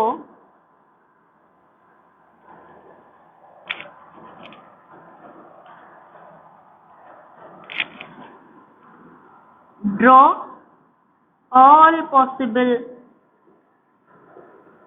आइसोमर्स, ठीक है। ऑल पॉसिबल आइसोमर्स बनाने हैं, इसका बनाना है। ये मैंने और करके इसलिए लिखा है कि अगर ऐसा आया या ऐसा आया तो आप समझ जाओ कि दोनों एक ही चीज है, there is no difference in between them, ठीक है। ये हो गया, और एक है CO Cl2 En2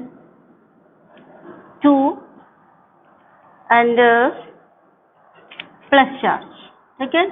अथवा यही ऐसे पूछा जा सकता है COCl2 En का होल ट्वाइस NO3-, ठीक है। आपके अगर कंसेप्ट क्लियर होंगे तब तो ठीक है, नहीं तो ये तैयार किया है आपने ये वाला और ऐसा पूछ दिया गया तो आप कंफ्यूज हो जाएंगे। तो इनके आइसोमर्स आपको ड्रॉ करने हैं। देख लो ध्यान से क्या होगा, ये या ये एक ही बात है। इसमें क्या होगा, ये एन होल थ्राइस है, यानी डाइडेंटेड लिगेंड 3 है। डाइडेंटेड लिगेंड 3 वाला कौन सी आइसोमेरिज्म देता है? ऑप्टिकल आइसोमेरिज्म देता है, तो इसका ऑप्टिकल आइसोमर बनेगा।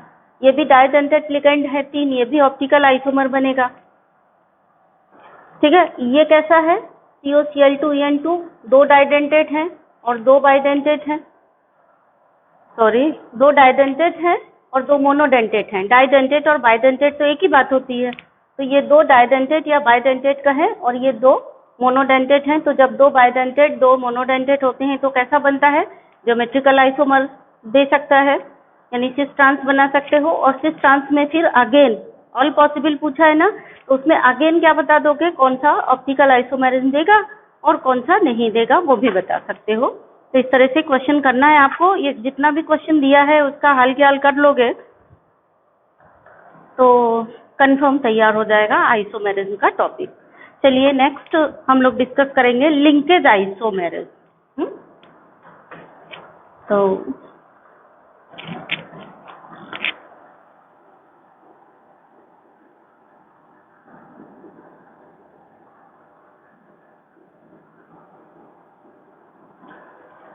linkage isomerism arises in coordination compounds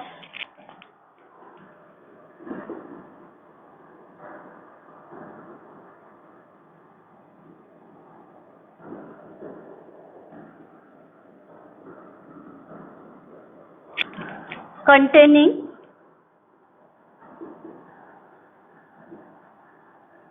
ambident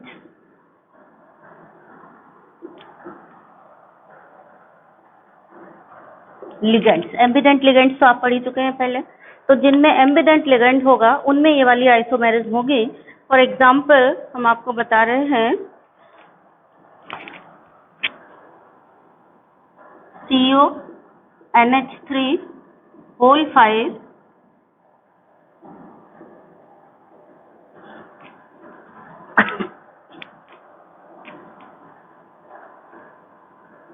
NO2 Cl2 and CONH3 whole 5 ONO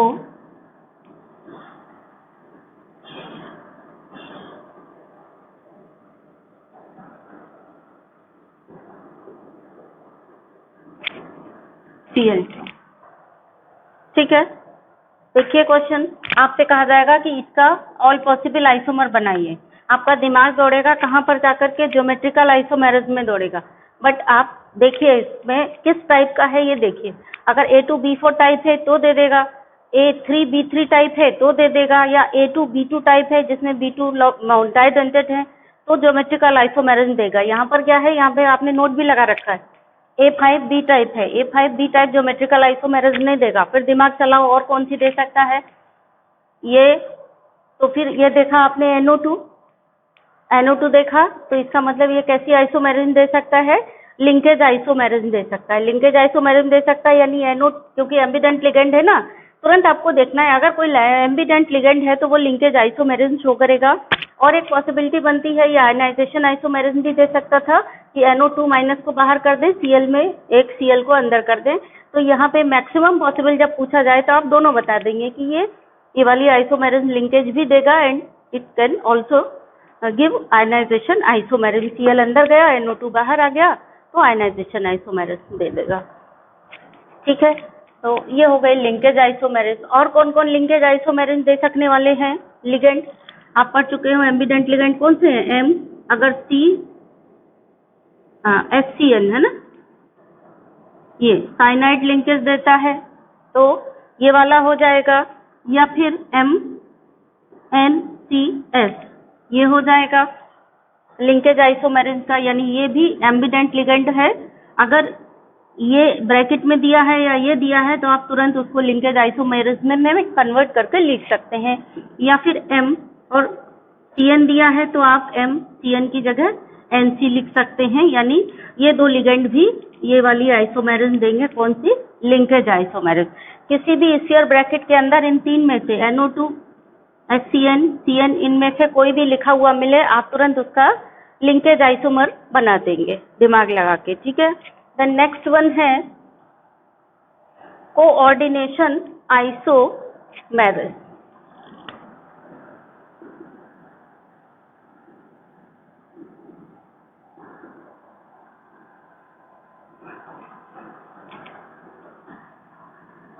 coordination isomerism तब आती है जब लिगेंड अपना एक्सचेंज कर लेते हैं कोऑर्डिनेशन स्फीयर सेंट्रल दूसरे सेंट्रल एटम के साथ। इस स्फीयर का अब बाजू वाले सेंट्रल एटम में मतलब बाजू वाले स्फीयर में सेंट्रल एटम के साथ चला जाएगा, पीछे वाले का आगे वाले के साथ आ जाएगा।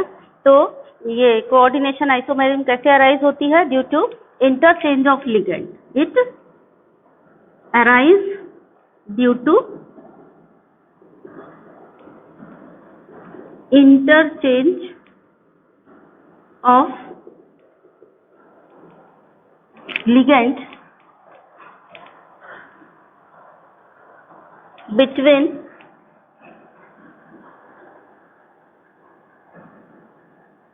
cationic and anionic coordination sphere। ठीक है, यानी अगर जो कंपाउंड है इसको थोड़ा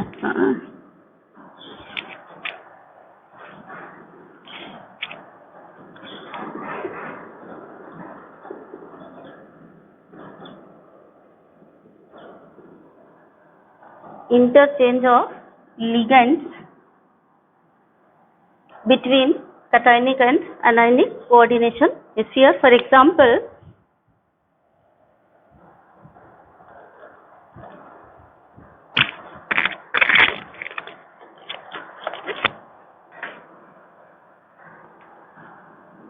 coordination is here of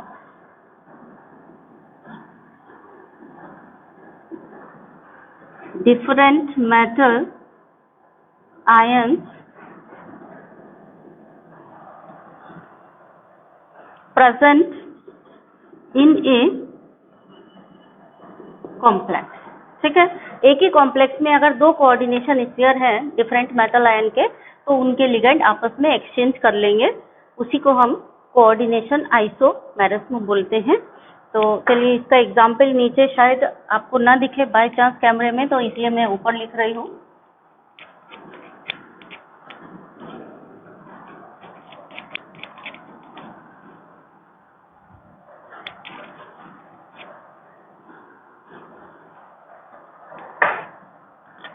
example है CuNH3 whole 6, CrCN whole 6 and ligand exchange हो जाएंगे. ठीक है, अब लिगेंड एक्सचेंज होंगे तो आप आंख बंद करके, ऐसा नहीं कि लिगेंड को उठा करके यहाँ रख दें, इस लिगेंड को उठा करके उधर रख दें. आप अगर बिना सोचे समझे इसको रख देंगे, क्योंकि आपने पढ़ रखा है कि due to exchange of ligand होता है, तो आप क्या करेंगे, तुरंत ये लिगेंड यहाँ ले आएंगे, ये लिगेंड यहाँ ले आएंगे. अगर आप ऐसा करते हैं तो क्या होगा, देखिए CuCN6 बनेगा. यहाँ पे इस पे 3+ चार्ज है, यहाँ पे -6 है, यानी 3- चार्ज वाला आगे कर देंगे आप, और CrNH3 होल 6 इसको पीछे कर देंगे 3+ चार्ज वाला. तो ये कैसा हो जाएगा, गलत हो जाएगा. क्यों गलत हो जाएगा, क्योंकि कोऑर्डिनेशन स्फीयर यानी कोऑर्डिनेशन कंपाउंड लिखने का नियम क्या है, पहले कैटायन लिखते हैं फिर एनायन लिखते हैं. यानी कि आपको जो बनाना है वो सोच समझ के बनाना. इंटरचेंज करना है तो इंटरचेंज करते समय ये भी ध्यान देना है कि पहले कैटायनिक स्फीयर ही आना चाहिए. तो उसके लिए हम क्या करेंगे, कैटायनिक स्फीयर पहले आए. क्यों, अमोनिया न्यूट्रल लिगेंड है, तो हम क्या करेंगे, अमोनिया को क्रोमियम के साथ लिखना है, ठीक है, अच्छी बात, लिख दीजिए, पर पहले क्रोमियम लिख दीजिए. ठीक है, अब ये सही हो गया. ये चीज आपको थोड़ा ध्यान दे करके लिखना है, नहीं तो आपका सही होते हुए भी गलत हो जाएगा. और एक बार को ये आपका सही मान लिया जाएगा अगर आप पास हो रहे हो, यानी 19-20 नंबर आए हैं और आपको 21 नंबर लाना है, तो एक बार को आपका ये सही मान लिया जाएगा. लेकिन अगर आपके 60 अबव नंबर आ रहे हैं या 65 मार्क्स के अबव नंबर आ रहे हैं, तो आपको स्ट्रिक्टली ये काट दिया जाएगा. ठीक है,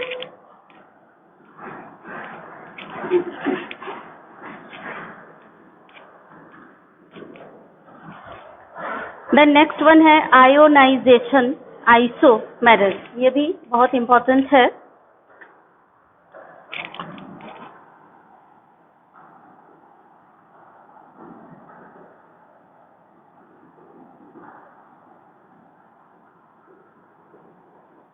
ये कब अराइज होती है, जब काउंटर आयन लिगेंड का काम कर सकता है, यानी अगर वो लिगेंड का भी काम कर सकता है, काउंटर आयन का भी काम कर सकता है, तो वो लिगेंड की जगह आ जाएगा, अंदर से लिगेंड काउंटर आयन की जगह आ जाएगा. तो उसको हम आयोनाइजेशन आइसोमर्स बोलते हैं, जो बनते हैं वो. ठीक है, तो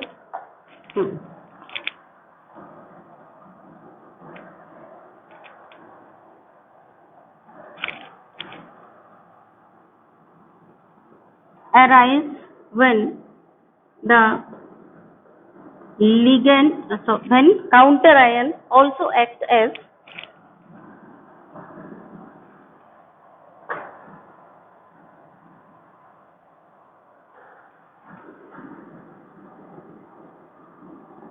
counter ion in a complex, can also act as ligand. उस समय it can displace a ligand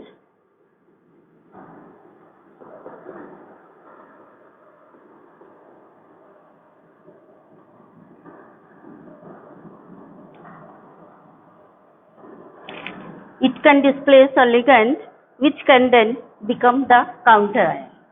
यानी ligand को displace कर देगा और ये ligand then counter ion की तरह behave करने लगेगा, which then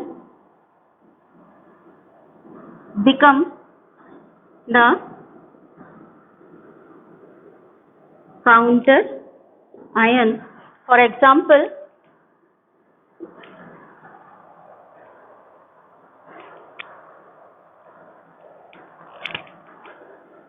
CO NH3 whole 5 SO4 Cl and CO NH3 whole 5 Cl SO, ये दोनों एक दूसरे के आयोनाइजेशन आइसोमर हैं। यहाँ पे क्वेश्चन आपसे ऐसे पूछ दिया जा सकता है कि give evidence that above are ionization isomer, मतलब ये दोनों आयनाइजेशन आइसोमर्स हैं, इसका प्रूफ दीजिए। ये क्या हो गया यहीं पे क्वेश्चन,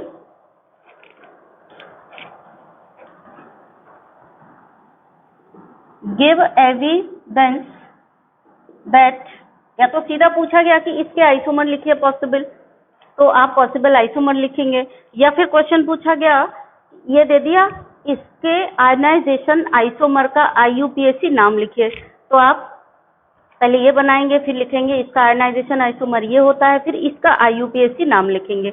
ऐसे भी क्वेश्चन पूछा जाता है। ऐसा ही कोऑर्डिनेशन आइसोमर में भी पूछा जाता है, जो अभी आपने पढ़ा ना कोऑर्डिनेशन आइसोमर, उसमें भी पूछा जाता है। कोई कॉम्प्लेक्स दे दिया जिसमें दोनों ही एनाइन कैटाइन कॉम्प्लेक्स हैं, फिर आपसे कहा जाएगा कि इसके कोऑर्डिनेशन आइसोमर का IUPAC नाम लिखिए। तो क्वेश्चन को आप ध्यान से पढ़िएगा तब आप जवाब दे पाएंगे, ठीक है। अब यहीं पे पूछ दिया कि ये दोनों एक दूसरे के आयनाइजेशन आइसोमर है, इसके लिए एविडेंस दीजिए। तो क्वेश्चन हो गया गिव एविडेंस या गिव प्रूफ या prove that these are ionization isomer. कैसे हो गया भाषा, proof that these are ionization isomer, या फिर हो गया गिव एविडेंस दैट, इसको हम मान लेते हैं A और इसको मान लेते हैं B, पूरा नाम ना लेकर हम लिखे दे रहे हैं give evidence that A and B are ionization isomer. अब आप इसको कैसे प्रूव करेंगे, साल्ट एनालिसिस आपने की है ना लैब में, तो साल्ट एनालिसिस में क्या करते हैं, आयन को कैसे टेस्ट करते हैं वही आप यहाँ लिखेंगे, क्योंकि जब आप इसको पानी में घोलेंगे तो ये आयनाइज होके ये CrNCl- देगा, इसको पानी में घोलेंगे तो ये आयनाइज होके ये वाला Cr प्लस SO4 2- देगा आयनाइज होकर के, तो ये क्लोराइड का टेस्ट देगा, ये सल्फेट का टेस्ट देगा। यही बात आप एक्सप्लेन करके लिखेंगे और उसी से प्रूव होगा कि ये वाला compound on dissociation in water will give chloride ion and give test of Cl-। ये क्या करेगा, सल्फेट आयन देगा और and give test of SO4 2-। तो यहाँ पर ये दो क्वेश्चन हैं, दोनों ही इम्पोर्टेंट है, ये एंड ये आर आयनाइजेशन आइसोमर। और एक और दूसरा क्वेश्चन है कि CONH3 whole 5 SO4 Br and CONH3 whole 5 Br SO4 are ionization isomer। Prove करिए, प्रूव दैट। ऐसा भी क्वेश्चन पूछा जा सकता है, चाहे ऐसे पूछा जाए, चाहे ऐसे पूछा जाए, चाहे ऐसे पूछा जाए कि इसका आयनाइजेशन आइसोमर बना करके उसका IUPAC नाम लिखिए।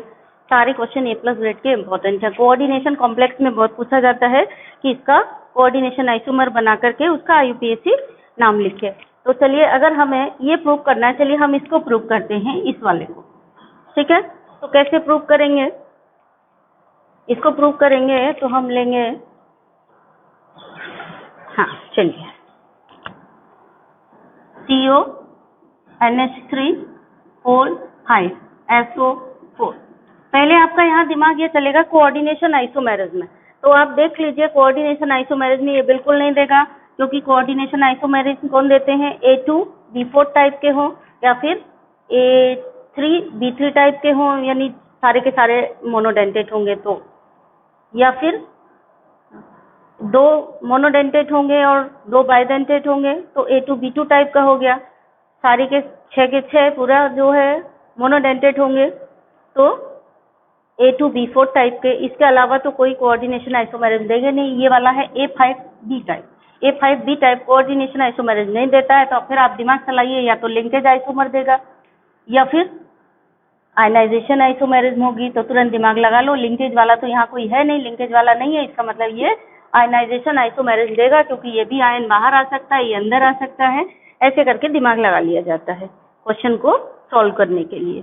ठीक है, चलिए। तो CONH3(5)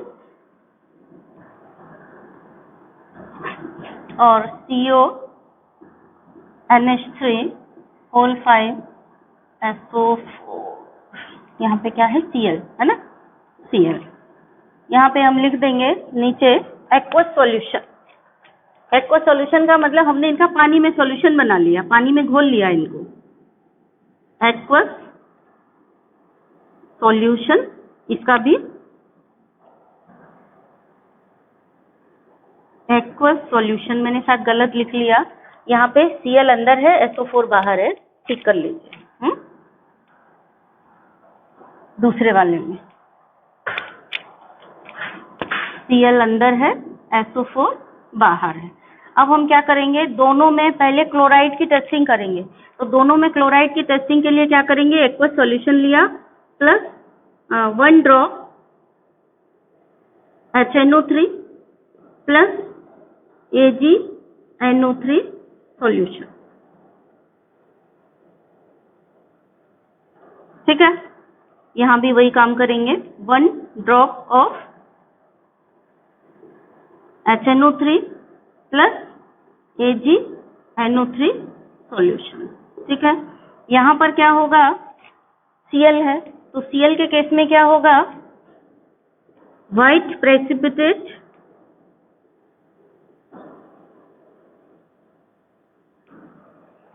which is soluble in NH4OH is obtained। ठीक है, यहाँ पर व्हाइट प्रेसिपिटेट मिलेगा जो कि NH4OH में soluble होगा, और यहाँ पर हमको नो रिएक्शन, कोई रिएक्शन नहीं होगी। ठीक है, दूसरा एक टेस्ट ये करेंगे हम,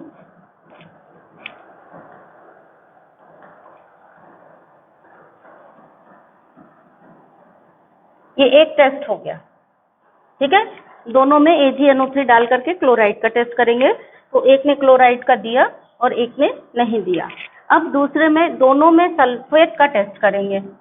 सल्फेट का टेस्ट कैसे करते हैं हम,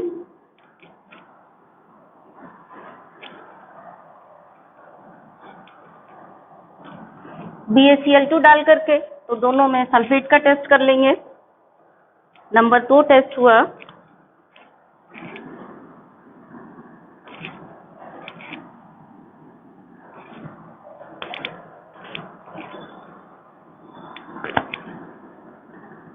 CONH3(5) Cl अंदर, पहले ऐसे ही लिखेंगे, है ना, जैसा पहले लिखा था वैसे ही लिखेंगे। SO4 अंदर, Cl बाहर। दूसरे में CONH3(5) अब की बार Cl अंदर और SO4 बाहर, ये दोनों हमने लिख लिया। अब BaCl2 के टेस्ट के लिए, सल्फेट के टेस्ट के लिए क्या करेंगे, plus dilute HCl plus BaCl2 solution. यहाँ भी वही काम करेंगे, plus dilute HCl plus BaCl2 solution. ठीक है, फर्स्ट केस में नो रिएक्शन, और सेकंड केस में क्या होगा, व्हाइट प्रेसिपिटेट इज ऑब्टेन्ड। ठीक है, अब देखिए यहाँ पे आप थोड़ा सा चेंज भी कर सकते थे। अगर आपने यहाँ डाइल्यूट HCl नहीं लिखा है, डायरेक्ट आप ऐसा भी टेस्ट कर सकते थे। ये compound plus BaCl2 equal to no reaction, ये compound plus BaCl2 equal to white precipitate. उस समय आपको यहाँ लिखना होगा कि which is insoluble in HCl, यानी सल्फेट की पहचान के लिए हम यही करते हैं कि जो व्हाइट प्रेसिपिटेट आया उसको HCl में डिसॉल्व करके देखते हैं। इसीलिए हमने पहले से ही डाल दिया यहाँ पे, क्योंकि अगर सल्फेट नहीं होगा तो HCl बनेगा नहीं। तो या तो आप पहले से लिख दो, अगर आपने नहीं लिखा है ये वाली बात, तो ये plus BaCl2 solution equal to white precipitate is obtain which is insoluble in HCl।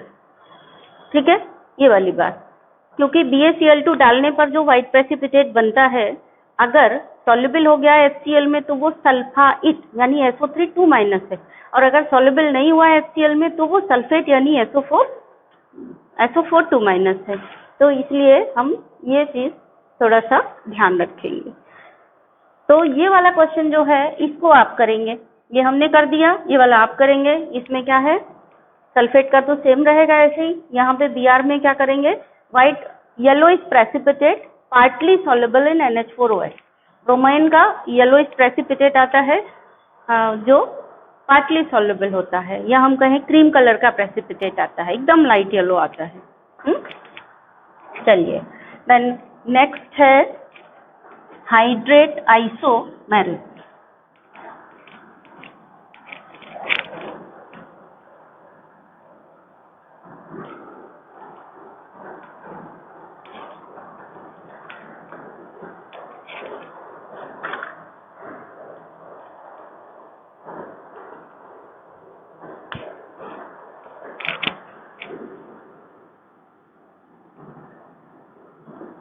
Solvate isomerism या हाइड्रेट आइसोमेरिज्म भी हम इसको कह सकते हैं। ये कब होगी, जब पानी सॉल्वेंट की तरह बिहेव कर रहा है उस समय, यानी सॉल्वेंट की तरह एक्ट कर रहा है तब होगी।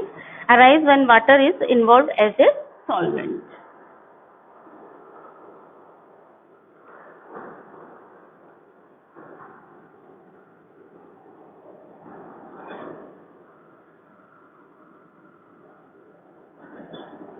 जब पानी एक सॉल्वेंट की तरह बिहेव कर रहा है, फॉर एग्जाम्पल